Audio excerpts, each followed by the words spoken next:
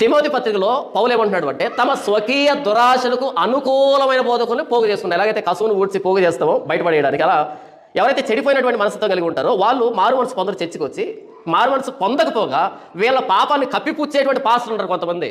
వడ్డీ వ్యాపారం చేయొచ్చప్పా, వడ్డీ వ్యాపారం చేయొద్దని ఎవరు చెప్పారు, బైబిల్లో ఉందా అని అంటాడు. అప్పుడు వడ్డీ వ్యాపారం చేసే వాళ్ళంతా ఆహా ఇది కదా కావాల్సింది, ఈ చర్చి ఎక్కడ అడ్రస్ కనుక్కుంటారా. ఎందుకని నా దగ్గరికి వచ్చాడు అనుకో, వరే నాయన డబ్బుతో తమాషాలు చేయకు, అప్పు ఇవ్వాలంటే ఇవ్వు కానీ వడ్డీ తీసుకోకు, బైబిల్ చెప్పలేదు అని అంటాను నేను.